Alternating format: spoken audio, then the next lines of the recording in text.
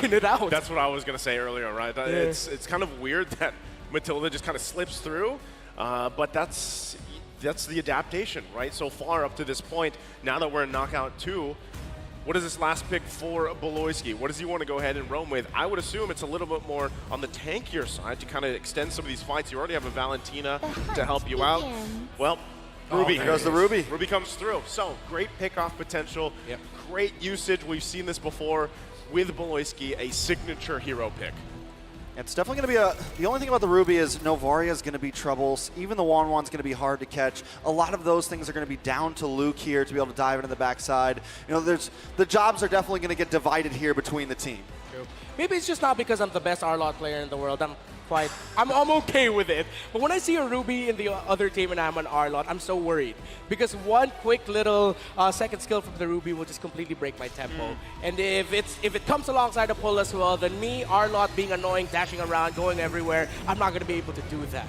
But then at the same time, the way GEEK fam play with this Ruby, they just have an understanding to it that is unparalleled. Man, as we get loaded up here, I think we're still going to take a look possibly at the comparisons of these drafts, but you got to admire that right there. As once again, both teams kind of getting situating. You can see the lineups one more time across from it. But hey, it sounds like we're going to be jumping right into the game. And it starts off here, game number 1 in the best of 5, knockouts 2, between GEEK fam from Indonesia and BLACKLIST International from the Philippines. Who starts off on the right foot? Yeah, so you see here, actually, they put a little assistance there, UN Renegade, on being able to clear that purple buff for Sensui a little bit faster, just so he can match up to the clearing and rotating speed of that Baxia. I'm going to be interested to see who's going to be a little bit more heavier to commit into that Little Wanderer, and if BLACKLIST are going to commit their second or third turtle signature lane switch. I'm already thinking a little bit ahead, but that's something the BLACKLIST International does for the early game. That's part of their play style. So UA already taken a lot of, aggression early on against a boy, and in a way, I feel like a boy is even someone that kind of falls under the radar a little bit with a lot of these just star players so far that you're seeing kind of unfold here, build their own kind of legends in their own right. But so far, as things kind of unfold, right, anything emblem-wise that stick there on cue. Anything that sticks out here, Renmar? Well, actually, you're seeing the EXP laners now doing a very popular thing, picking up Rupture. They really just want that instant gratification already for the early game, the damage that they can dish out. So these two teams are going to be watching out for the respective EXP laners. But more importantly, so BLACKLIST International need to watch out for Luke, because if they allow him to just freely hit his ultimate, those 3 strikes are going to surprise BLACKLIST, and next thing you know, they're going to be forced to go back. I think as we take a look at this too, kind of things unfold, it's just leading into that first objective. This is one of those games, one of these teams that they take it slowly, right? Lead into these objectives. We already saw the breakdown between the Lord takes. Now, again, you're against Sensui. You have to be able to go ahead and take on this turtle dance later on. But look at him topside. We'll have Marky with the 1v1 right now. Blazing duet. First blood for Marky, 2 minutes in. Turtle pit still going on, though. Wow. So with that, GEEK fam's going to get the first blood. They forced out a flicker from Edward. Oh, another one. GEEK fam popping off quick in the first few minutes. Well, this is what we're talking about. Number 1, you got to be stone cold in this series. You can't be a little bit too eager, just like what Ohab showed there. Marky hit level 4 just in time, but now there's an invade by GEEK fam. GEEK fam taking the orange buff. Sensui going to be denied of that. We're literally 3 minutes in, and this is something I was a little bit worried about.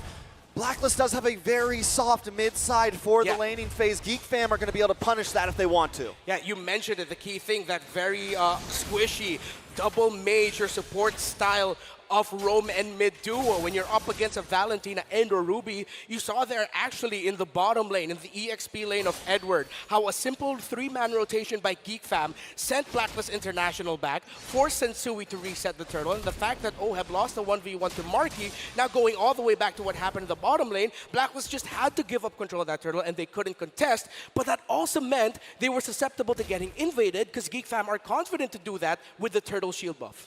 This is crazy, right? GEEK fam, they're playing at a different tempo than what we've seen at least previously. So even a boy with this, he's going to be fine. He has the heart guard himself here to work around.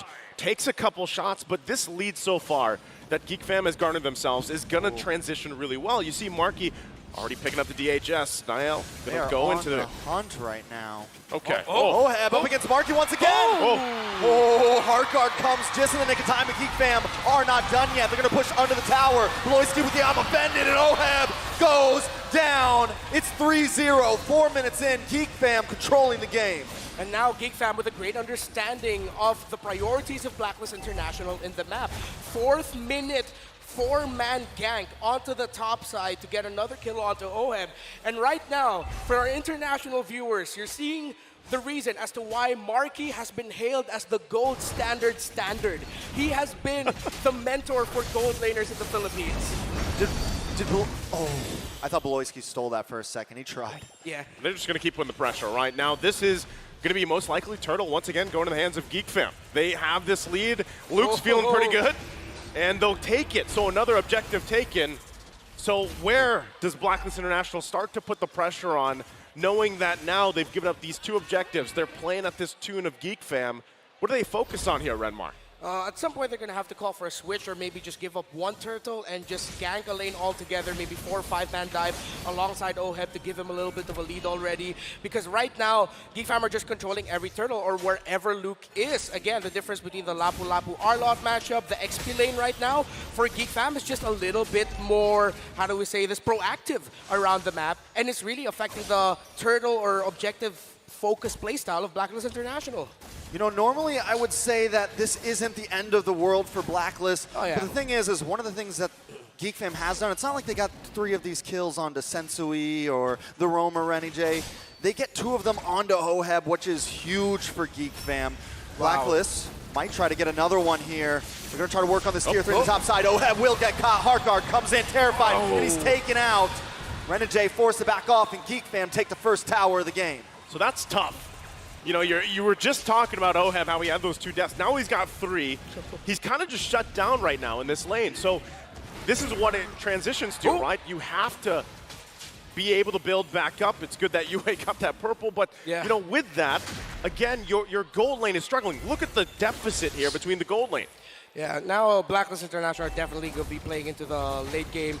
Marky honestly just has free reign here, but you got to appreciate here the gusto of Oheb and the trust that he has into Yue to supply his lane with Star Shatters when needed to get a little bit more damage onto Marky. So that's a glowing sign for Blacklist International that Oheb, it doesn't seem like he's changed up his aggression. Maybe he can be a little bit more careful, but it's a good sign that he's not giving up. He's not just taking it all in. He's doing everything that he can to find a way to turn it around single-handedly. So this is what we're getting now. What we talked about earlier, Blacklist with a 4-man gank, as GEEK fam are going to be committing 2 onto the turtle. Okay, so again, focusing it. Yeah, that's another turtle. Going to the hands of GEEK fam here, 3 for 3, furthering the gold lead, 3.5K ahead now. So once again, you're 7 minutes in. You got to build something up before that first Lord comes up if you're Blacklist International. And then look at the pressure still going. Now going to come in, another I'm offended on Sensui. We're going to pull him in, take him out. Bloisky finds the kill. GEEK fam going to back off. They got what they came for. That's 5-0. This is a huge lead for GEEK fam. I think this is now a sign for Blacklist International that especially when you're up against GEEK fam and Bloisky has one of his comfort picks and you're playing a heal or support type roamer, a squishy roam mid duo, it's gonna be difficult. And add to that the fact that the Arlot versus Lapu-Lapu right now, Luke just has Edward in check. It's no surprise that GEEK fam, with their systematic aggression, has just taken control of this game right now. They're moving like the Ford assembly line. Henry Ford himself would be proud of the efficiency of GEEK fam right now. Very efficient, right? I mean, that's the other thing is you have to, we were building it up into it. They talked about this a lot in the panel leading into this matchup. It's going to be a different GEEK fam, at least from what we've seen for the previous games so far, you know, back in Knockout 1 even. And so far, it looks like they've just refined the playstyle. Again, they have a huge lead right now against Blacklist International. It's not to a point where it's dire, but Sensui might be in trouble again. I'm offended lands a mark into the back line with a blazing duet, putting tons of damage down on the Renijay, trying to find you. Flickers back, Oheb in trouble now. Luke comes in with the bravest fighter and finds 2. Blacklist International crumbling under GEEK right now. Wow, the miracle of Indonesia are making magic work right now away from their home country. Well, for Beloyski and Marky, they're back home. They are doing so well in this lower bracket matchup, in this elimination match, completely dominating. And it looks like they've really come into this with an understanding of how they want to play and how Blacklist wants to play. And they're just taking control. And what they're doing so well right now is they're combining, you know, their team fight, their 5v5, clean mechanics, but they're also adding the macro level. They've been attacking the off lanes. They've been suffocating Blacklist so well. And with that, Lord taken here once again. Objectives clearly all for GEEK fam. There isn't even a single turret down just yet for Blacklist International. They're going to have to find some way, somehow, to get movement, space around the map at some point, but right now, it's just trying to catch your breath, right? Again, looking at the gold lane specifically, Oheb is just not where he needs to be to even provide. When he gets the crossbow tang off, it's most likely not going to even get rid of anybody. So still, how much time do you buy here for Blacklist? At this point, they're going to have to buy a lot of time or punish a attempt by GEEK fam to end the game early on. You know, we've seen it happen so many times. They go into the inhibitor, they dive it, but then it just doesn't turn out well for them. Conceal play by Beloyski. Conceal play is coming. GEEK fam decide not to overextend themselves. Another wave will be coming down the mid side. Not able to break an inhibitor just yet, but they still gain a lot of ground, and 2 more waves coming soon. Ooh. Yep, the shots are starting to hurt. Beloyski's going to take that one, get back to base. Again, you're nearing that 10,000 gold deficit for Blacklist. Beloyski. Too close. Still playing with danger here, right? Also, big item pickups here. A boy just got the Divine Glaive, as if he's not already doing enough damage. You can see it, right? But there is a struggle here. And the fact, too, that Oheb is on the 2nd of damage received, it's been a tough time for the gold lane for Blacklist. Yeah, and I don't think Blacklist International are too surprised. Well, I'm sure they're surprised that GEEK fam dominated the game so quickly in this fashion. But I think they went into this game, especially after the draft, that they know that they're going to have to give up some mid-game, early game control. That is going to be GEEK fam's game early on, and then they'll just slowly build up and ramp up from there, try to get a counter punch. But GEEK fam respected that. They didn't allow Blacklist International to get that turnaround moment that they were looking for, especially in the earlier skirmishes. So now it's just going to be full turtle, and by that we mean full base defense, as US still securing that purple buff for Blacklist International. He's been on point. I feel like at this point, you can add a sound effect to the Star Shatter. As it's flying, it's just going, US! Probably, right? But what he's got to do is, obviously, he's scaling pretty well. And as the game goes on, let's just say 5-8 minutes from now, if this is still going on, then some of that poke potential from UA is actually going to play a course in a lot of these team fights leading on, right? But right now, it's just, like I said, 10,000 gold deficit. There's the Wind of Nature being picked up. Is that the sign now, Renmar, where, okay, we can at least take a little bit of shot here to actually fight, to contest? We have a Heart Guard as well. It's 28K to 38K and about to get there. I think even with the Wind of Nature, this will be a bit too risky.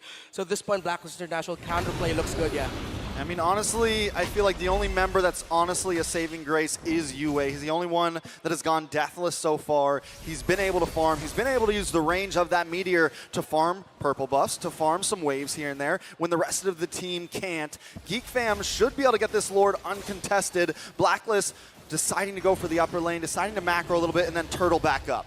Yeah, again, they got to get some space to work around, right? Even if it's just 1 turret at a time, that's really where they want to focus. And as they kind of get situated here, they're going to have to defend now. Once again, 2nd Lord of the game.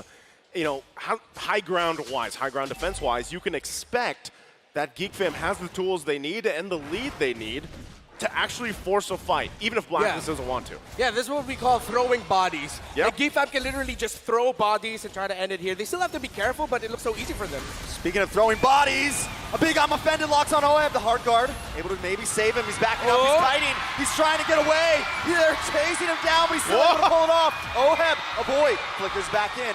Oheb over to safety. The Lord is coming into the base. GEEK decide to switch lanes as Niall keep 2 members distracted. Who's going to keep home? Going to let Oheb go back. This might be the end for Renegade. The Lord is going to crash in. GEEK fam ready to break through. Luke looking for that big hit onto the backside. Someone go away. Beloyski goes down. Sensui able to find him. Marky going to chip away at the mid inhibitor. GEEK fam still backing off. They were able to take 2 towers down, still holding a large gold lead. It ain't over till it's over. It doesn't look good for Blacklist International, but you gotta admit, what Oheb and Renegade did there may have saved the sequence for Blacklist International, buying enough time, making sure that Nile wouldn't be there, and that Meboloyski had to be the main front line for Geek Fam in that scenario, and he falls in a Blacklist. Can they find a window to somehow break a turret, to find a few more resources to turn the game around, or is Geek Fam still gonna continue applying the chokehold? Still a strong chokehold, right? 12,000 ahead. And once again, Blacklist International has no space to move around with. They don't even have a turret at this point, but if they can still survive some of these fights, punish a mistake, they could possibly at least get a body or 2, but look at how much Geek Fam wants. Dive. Bravest Fighter lands on a Sensui. The stun connects and Sensui goes down. Geek Fam, don't come out just yet. This is still our jungle, but a boy gonna get caught off, forcing the winner. Junchi on Markey getting free shots. The Terrified and Edward taken out. 2 members of Blacklist fall. Geek Fam still inside of the base. A wave of minions closing in on the top side. Oheb maybe gonna get a hard guard here. Markey gets a hard guard for himself. He's gonna lock onto the base, and Geek Fam against the odds take game number 1. A very strong showing here for Geek Fam as they come out refined and ready to go against the home crowd, Blacklist International.